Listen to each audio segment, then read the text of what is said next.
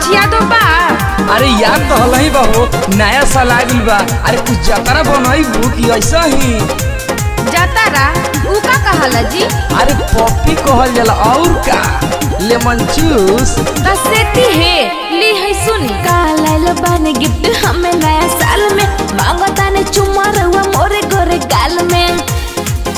अरे ये जी काला बाने गिफ्ट हमें नया साल में मांगता ने चुम्मा रहुआ मोरे गोरे गाल में।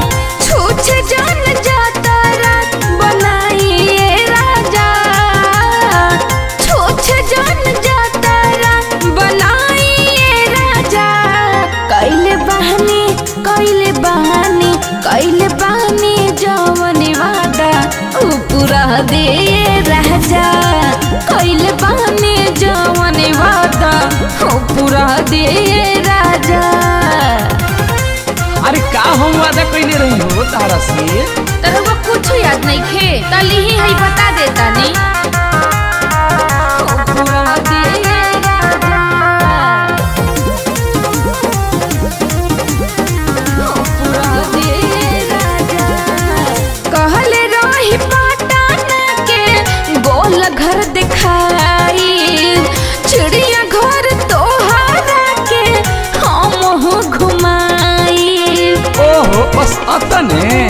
हाँ कहले रही पटना के गोल घर दिखाई, चिड़िया घर तोहरा के हम घुमाई।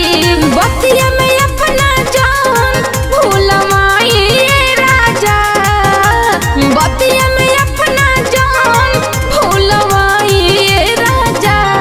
कैले बहानी कैले बहानी कैले बहानी जवन वादा ऊ पूरा दे राजा।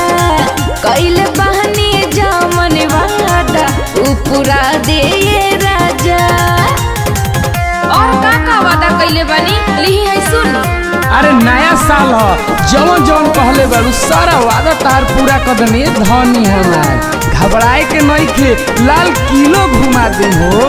पटना के गोल घर का चीज है तो सुनी ना का चाहिए और सुनाव।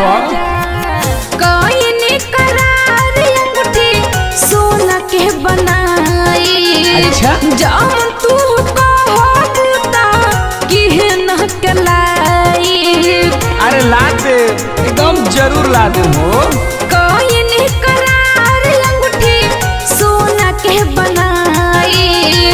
जाम तू कहबूता कि न कलाई। नया साल बढ़िया से मना लिए राजा, नया साल बढ़िया से मना लिए राजा।